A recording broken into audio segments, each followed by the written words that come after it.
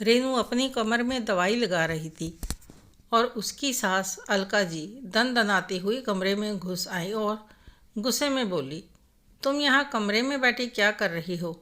रसोई में बर्तनों का ढेर लगा हुआ है, वह कौन साफ करेगा? रेनू ने दर्द से कराहते हुए कहा, अभी मेरी कमर में बहुत दर्द है, बर्तन मैं बाद में धो लूँगी। तभी अलका जी ने चटाक से बहू के गाल पर एक तमाचा जड़ते हुए कहा, तेरी कमर में दर्द है तो क्या मैं तुझे सर पर उठाकर घूमने लग जाऊं? यह तेरा मायका नहीं कि मैं तेरे नखरे उठाऊं। चुपचाप रसोई में जा और बर्तन मांज और मेरे पैर दबाने के लिए मेरे कमरे में आ जाना। यह नहीं कि बूढ़ी सास की थोड़ी सी सेवा ही कर लूं। अरे सास की बात को इनकार करने की तेरी हिम्मत भी कैसे हुई? रेनू उस तमाचे से सन्न रह गई और उसने सोचा कि सास को अपनी समस्या बता दूं तो वह उसे कहेगी कि तू थोड़ा आराम कर ले, लेकिन उसकी सास तो छोटी सी बात पर नाराज़ हो गई। तभी अलका जी की एक सहेली उनके घर आ गई तो वह कहने लगी, अलका जी, साड़ियों की नई दुकान खुली है और वहाँ पर बहुत बढ़िया सेल लगी है। मैं तो जा रही हूँ, चलो तुम्हें भी साड़ी खरीदनी हो तो मेरे साथ चलो। अपनी सहेली की बात सुनकर अलका जी खुश हो गई। अपनी बहू को घूरते हुए बोली, जब तक मैं वापस आऊँ तब तक घर का सारा काम ख़त्म हो जाना चाहिए। सो मत जाना महारानी जी। इतना कहकर वह रुपए लेकर अपनी सहेली के साथ निकल गई। घर से जाते ही रेनू अपने कमरे में गई और बिस्तर पर लेट गई। उसकी आंखों में आंसू बहने लगे। थोड़ी देर में जब उसकी कमर दर्द में थोड़ा आराम मिला तो वह जल्दी से उठकर रसोई में गई और उसने फटाफट से सारे काम निपटाना शुरू कर दिए और मन ही मन सोचने लगी कि मेरी शादी से पहले यही सास मीठी मीठी बातें किया करती थी, लेकिन अब वह मेरे साथ इतना गंदा व्यवहार क्यों कर रही है? क्या मैं बहू नहीं कोई मशीन हूँ? तो दर्द में भी काम करती हूँ। इसके बारे में मुझे अब राजन से बात करनी ही होगी। शाम को जब राजन घर आया तो रेनू ने उसे सारी बातें बताते हुए कहा, देखो राजन, अगर माँ जी को कुछ मुझसे कहना ही था तो मुंह से कह देती। मुझ पर हाथ उठाने की क्या ज़रूरत थी? क्या मैं कोई खिलौना हूँ जो चुपचाप चाबी भर देने से दिन भर चलती रहूँगी? क्या मुझे इस घर में आराम करने का अधिकार भी नहीं है? तभी रेनू की बात सुनकर राजन भी उस पर ही नाराज़ हो गया और कहने लगा, तुम्हें ससुराल में आए अभी ढंग से 4 दिन भी नहीं हुए हैं और तुम मुझे मेरी माँ के खिलाफ भड़काने की कोशिश कर रही हो। मैं उन लड़कों में से नहीं हूँ जो बीवी की बातों में आकर अपनी माँ को 4 बातें सुना दे। तुम्हें इस घर में रहना है तो मेरी माँ को खुश रखना ही होगा, वरना मैं भी तुम्हें कोई खुशी देने वाला नहीं। इतना कहकर वह गुस्से में पैर पटकते हुए कमरे से बाहर चला गया। राजन की बात सुनकर रेनू बहुत दुखी हो गई, क्योंकि ससुराल में ना तो सास उसकी थी और ना ही उसका पति। उसकी आंखों से झरझर आंसू बहने लगे। दूसरे दिन रेनू खाना बना रही थी कि तभी अलका जी ने कहा, बहू खाना बना के मेरे लिए नींबू पानी बनाकर ले आना। यह कहकर अलका जी अपने कमरे में चली गई और बिस्तर पर पसर कर अपनी बेटी को फ़ोन लगाया और उसे कहने लगी कि बेटी, तुझे ज़्यादा दिनों तक सास ससुर के साथ रहने की ज़रूरत नहीं है। बस एक बार तेरी सास तेरे मीठे व्यवहार से पिघल जाए, फिर तेरे ससुर जी सारी संपत्ति तुम लोगों के नाम कर देंगे। उसके बाद सास और ससुर से छुटकारा पाने का फार्मूला मैं बताऊंगी तुझे। फिर देखना, तू आराम से अपनी ज़िंदगी जिएगी। तुझ पर कोई रोक टोक नहीं होगी। तुझे सास ससुर की किचकिच से भी छुटकारा मिल जाएगा। अच्छा मम्मी, आप यह बताओ कि वहाँ क्या चल रहा है? भाभी तुमसे डरती है कि नहीं? अरे यहाँ पर तो मैं अपनी ज़िंदगी सेट करने में लगी हुई हूँ। मैंने बहू को पूरी तरह से कंट्रोल में कर रखा है। वह ज़रा सी भी गलती करती है तो उसे 2 तमाचे लगाकर सीधा कर देती हूँ। और सबसे बढ़िया बात तो यह है कि मेरा बेटा केवल मेरी झूठी बातें सुनता है।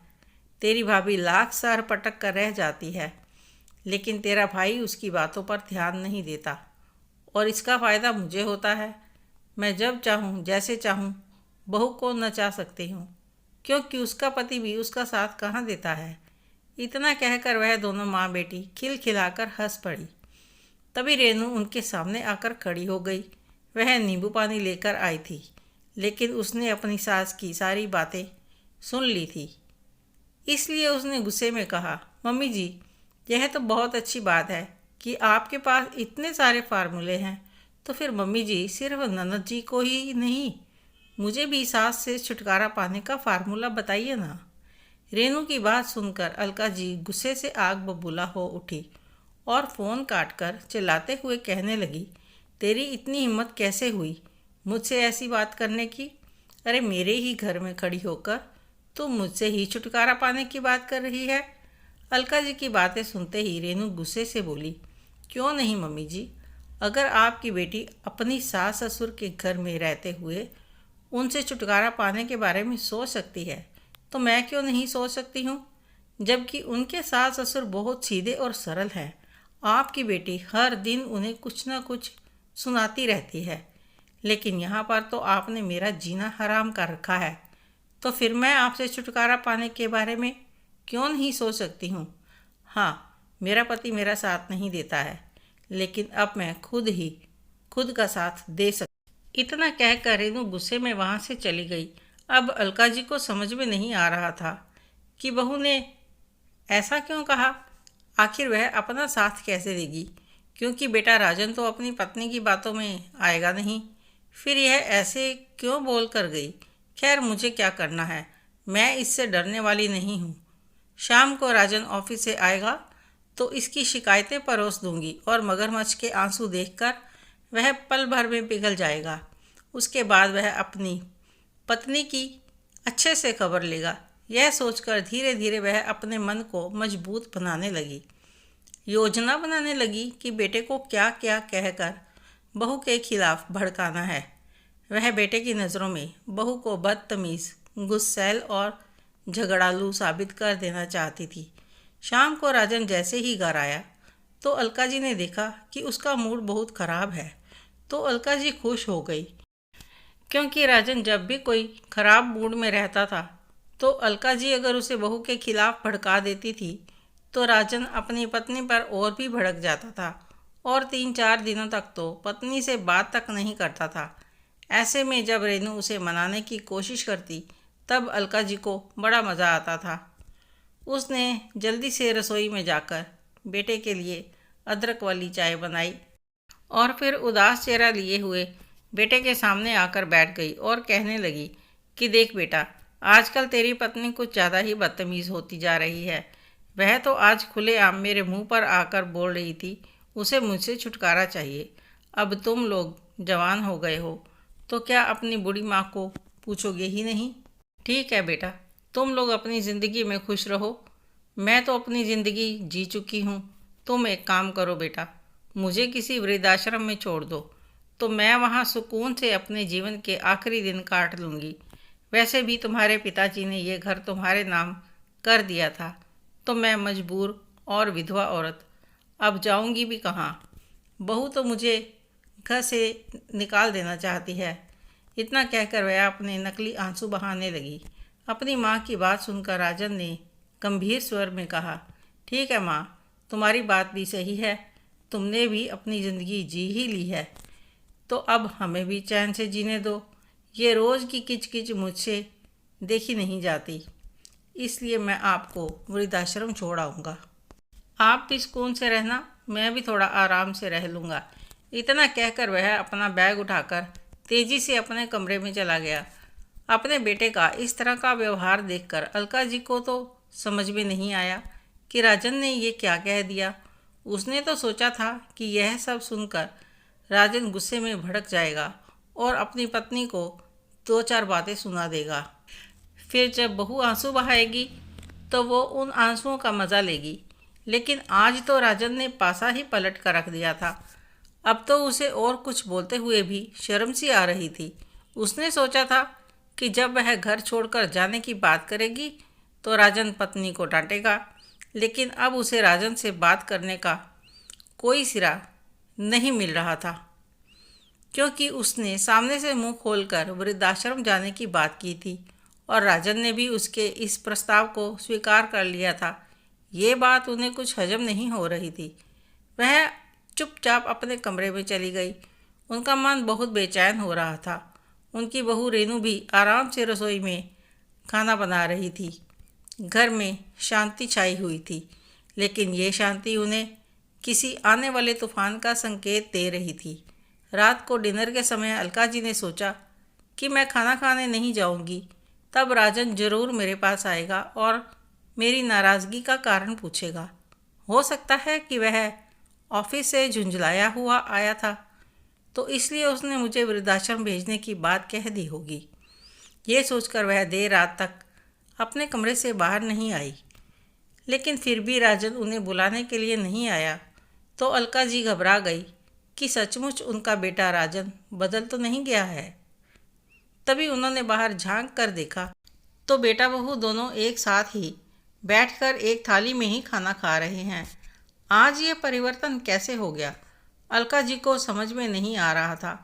वह इसी उधेड़-बुन में डूबी हुई थी कि यह सब घर में चल क्या रहा है, कि तभी उनकी बहू रेनू वहां आई और खाने की थाली उनके सामने रखकर वापस अपने कमरे में चली गई। अगली सुबह नाश्ते के समय अलका जी अपने बेटे के पास आकर बैठ गई और उसे कहने लगी, बेटा क्या बात है, तुम मुझसे बात नहीं कर रहा है? मैंने एक बार कल तुमसे वृद्धाश्रम जाने की बात क्या कही? तू तो एक बार में ही तैयार हो गया। क्या तू भी अपनी माँ से परेशान हो गया है? तुमसे तो मुझे ये उम्मीद बिल्कुल भी नहीं थी बेटा। तभी अपनी माँ की बात सुनकर राजन ने व्यंग्य से कहा कि कल तुम ही तो कह रही थी कि तुम्हें वृद्धाश्रम जाना है। अगर मैंने तुम्हारी बात मान ली तो तुम्हें परेशानी क्यों हो गई? तो फिर तुम्हारी ये इच्छा भी कैसे टाल सकता हूँ? अपने बेटे की बात सुनकर अलका जी ने कहा, वो तो कल मैंने नाराज़गी में कह दिया था, तो क्या तू मुझे सचमुच वृद्धाश्रम फेंक आएगा? क्या अब तेरे लिए तेरी पत्नी ही सब कुछ है? तभी राजन ने कहा, माँ, मेरे लिए मेरी पत्नी भी मेरी है और तुम भी मेरी हो। लेकिन मेरी पत्नी ने कभी भी तुम्हें जानबूझकर परेशान करने की कोशिश नहीं की, मगर तुमने हमेशा मेरी पत्नी को रुलाया है और ये बात मुझे अच्छे से समझ में आ गई है। तुम्हें क्या लगा था कि मुझे कभी भी सच्चाई पता नहीं चलेगी? अरे कल जब तुम दीदी को भड़का रही थी और अपनी वाहवाही कर रही थी, तो रेनू ने तुम्हारी वीडियो बना ली थी। उसके बाद तुम दोनों सास बहू के बीच हुई बातें भी रिकॉर्ड कर ली थी। मुझे तो तुम्हारी इस सोच पर शर्म आ रही है माँ। हाँ, बाबूजी ने ये घर मेरे नाम कर दिया था, लेकिन तुम जब तक चाहो इस घर में रह सकती हो। मैं तुम्हें वृद्धाश्रम नहीं भेजूंगा, क्योंकि मैं इतना नालायक बेटा नहीं बन सकता। लेकिन अब मैं अपनी पत्नी के साथ इस घर में तुम्हारे साथ भी नहीं रह सकता, क्योंकि तुमने रेनू को बहुत दुख पहुंचाया है। इसलिए मैं जल्दी ही एक किराए का घर देखकर उसमें शिफ्ट हो जाऊंगा और ये घर आपका था, आपका है और हमेशा आपका ही रहेगा। अब आप भी आराम से रहना इस घर में। यह कहकर राजन वहाँ से उठकर चला गया। अपने बेटे की बात सुनकर अलका जी के होश उड़ गए, क्योंकि उन्होंने तो कभी सोचा भी नहीं था कि बेटे को उनकी सच्चाई पता चल जाएगी। उन्हें तो बहुत भरोसा था कि वह चाहे कितना भी गलत करे, बेटा हमेशा उनकी ही बात सुनेगा। लेकिन आज रेनू ने अपनी सूझबूझ से अपने पति के सामने सबूत पेश करके उनकी असलियत को सामने ला ही दिया था। रेनू कभी नहीं चाहती थी कि वह अपनी सास को इस तरह अकेला छोड़कर जाए। इसलिए उसने राजन को समझाया कि देखो, मैं बस इतना ही चाहती थी कि इस घर में मेरे साथ कुछ गलत ना हो, और मेरे साथ हुई गलत बातें जब मैं तुम्हें बताती थी तो तुम मेरी बातों पर भरोसा नहीं करते थे। इसलिए मैंने तुम्हें यह वीडियो बनाकर दिखाई थी। लेकिन इसका मतलब ये बिल्कुल भी नहीं है कि मैं मम्मी जी को अकेला छोड़ देना चाहती हूँ। मैं इसी घर में मम्मी जी के साथ रहूँगी, उनकी देखभाल भी करूँगी, लेकिन भावनात्मक रिश्ता नहीं बना पाऊँगी। वह गलत हैं, लेकिन फिर भी तुम्हारी माँ है। आखिर उन्होंने तुम्हें जन्म दिया, पाल पोस कर इतना बड़ा किया, तो हमें उनके बुढ़ापे में उनका साथ देना चाहिए। मुझे तो बस इतना ही चाहिए था कि वह मुझे ताने ना दें और वह तुम्हें मेरे खिलाफ भड़काए, तो तुम भी उनकी बातों पर यकीन ना करो। बस मुझे और कुछ नहीं चाहिए। मैं सारा घर संभालती ही हूँ और कहीं बाहर रहूँगी तो भी सारा काम करना ही पड़ेगा। तो एक सास को खाना बनाकर खिलाने में मुझे कोई दिक्कत नहीं है। बस मुझे इस घर में सुकून चाहिए, तुमसे ढेर सारा प्यार और अपनी ज़िंदगी को अपनी मर्जी से जीने की आज़ादी चाहिए। राजन अपनी पत्नी की समझदारी देखकर हैरान था कि उसकी पत्नी कितने सरल स्वभाव की है और अलका जी अपने बेटे से शर्म के मारे आंखें भी नहीं मिला पा रही थी। अब उन्हें अफसोस हो रहा था कि शुरुआत में अगर मैंने अपनी बहू के साथ अपने रिश्ते को कड़वा ना किया होता तो आज घर का माहौल कुछ और ही होता। अब वह बहू बेटे के साथ रहकर भी हमेशा के लिए कटी हुई सी रह गई थी, क्योंकि राजन की नज़रों में भी अब अपनी माँ के लिए वह सम्मान नहीं था। बस बेटा बहू होने का फर्ज निभाना ज़रूरी था, सो निभा रहे थे और अब अलका जी की ज़ुबान पर ताला लग चुका था। आपको यह कहानी कैसी लगी कमेंट करके ज़रूर बताएं। कहानी अच्छी लगी हो तो लाइक करें, शेयर करें, सब्सक्राइब ज़रूर करें। धन्यवाद।